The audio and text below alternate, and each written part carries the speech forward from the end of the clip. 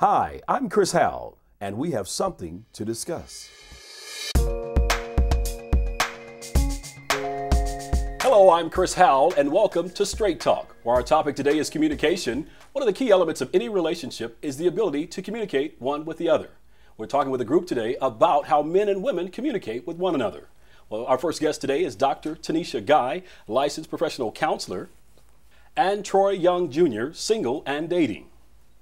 Michelle Stimpson, author and speaker, and TD Mentors, who's also single and dating.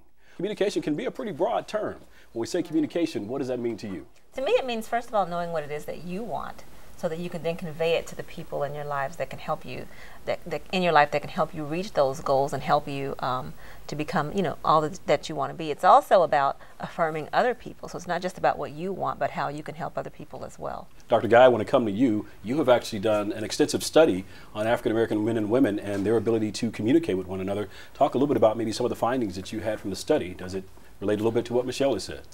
I think it does. I think one of the things that we're seeing in the study is that men and women don't communicate on the same page.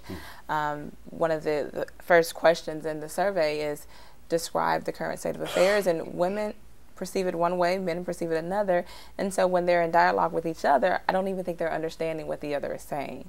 So clearly I think communication is important in relationships, and we're lacking it on both sides. Do you agree that we as men don't communicate? A lot of times I find when I communicate with women, they perceive what I'm saying differently than what I actually mean. They're not taking the time to understand, I'm coming from a different place. We do communicate. Okay. Guys, we communicate. I agree. I wholeheartedly agree.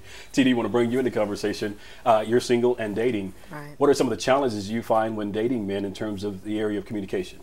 I think a lot of it has to deal with stating what I want.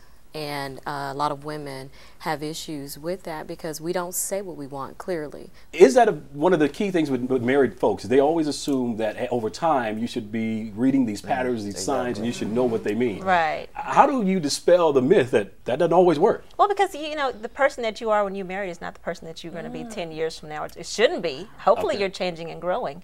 And so you have new patterns and new wants and new desires, and it's important to still communicate that because what he did 20 years ago to please me may not be what I want him to do now. One of the biggest complaints from men is that women use too many words. Why do you feel women choose to use so many words? Because we want to protect the feelings of the other individual whom we're involved in the relationship with. We want to make sure that we use enough words to get our point across, but at the same time, we don't want to hurt their feelings.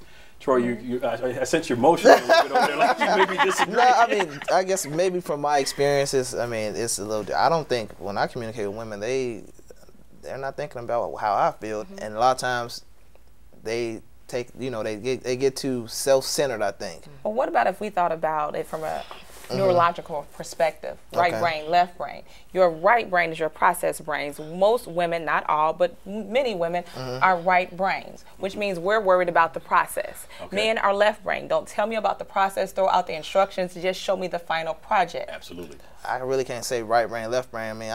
It's a new millennium man right now, so I think we're different. And you raise a very good point, and I want to talk a little bit about how men are participating in their marriages a lot more today than men of the days of old. You're watching Straight Talk with Chris Howell. We'll be right back after this. Hello and welcome back. You're watching Straight Talk with Chris Howell, where we're having a very lively discussion about communication. Troy, just before we went to break, you talked about the new millennium man. Now, you have to describe what this new millennium man looks like for us. Well, in my opinion, I think I call it a new millennium man because the examples I had in the past were totally different than what I've seen today. And that is, usually men were more dependent on women. As far as like cooking, cleaning, stuff like that. And I think nowadays men, they do that on their own. He has to do everything. He's not just a provider. He has to do everything nowadays. Okay, so he's more involved in the relationship. Yeah. Michelle, I want to come to you, being married for quite some time. Would you say you have a new millennium man? Well, I think he's getting there. Okay. I agree with Troy in that I do think a lot of men are confused about exactly what it is. I shouldn't say confused. You didn't say they were confused, but I do think that in generations past, it was very clear that the man was the provider, and if he did that, that was 90% of the job. My grandmother's mantra was, as long as he has a job, y'all can work out everything else. Right. And so they put up with a lot of stuff that we wouldn't put up with now. And so I think it is confusing for some men that they were raised that as long as you kept a job and kept your family straight, financially, you could pretty much do whatever you wanted to do, and you didn't have to do a whole lot of stuff around the house. But now we're saying, you know, I don't need you for the money, I need more. And they don't really know exactly what it is that we're looking for because they weren't trained to give us that. And they can't give us what they don't have. In your mind, what does a new millennium woman look like to you? What should she be to her man? To her man, she should be strong, independent, a partner, and also someone who has his back no matter what. And he has her back no matter what. But she should be educated and willing to allow a man to be a man in terms of submissiveness, but not so submissive where she loses sight of herself. Okay, I like that. Michelle? A lot of us were raised to go to college and get a good education, so we would never, ever have to depend on a man. And I think that independence has somehow locked us out of how to be interdependent with someone else. And I think that's a new learning curve for a lot of us. Okay, okay. You said that if someone can't communicate, then that's actually a deal breaker for you. It is. Really? Do you agree with that? Oh, I agree. It's a deal breaker. I mean, we don't even have a deal if we can't communicate. It's a There's deal nothing to breaker. break. We didn't have nothing. But A man will only go as far as a woman allows him Well, to. and the thing, we talked one time, and someone said that men determine the level of commitment, but women determine the level of intimacy. And I think that's exactly what we need to be looking at. If I really want a commitment before I get intimate, then I need to know that from you before we even go there, because hearts get broken and people get angry and tires get slashed. You know, we don't need all that. Bust the windows out your car kind of thing, yes. we had a conversation one time, and we couldn't understand what was dating, what was courting, what was hooking up, what was I we still don't friends, understand what's it. your boo. Like, See, we needed to break down and define all of those, and we use them all the time. But part of that is because we never take the time to get to know each other before we decide that we're going to be in bed together. Stay with us. You're watching Straight Talk with Chris Howell.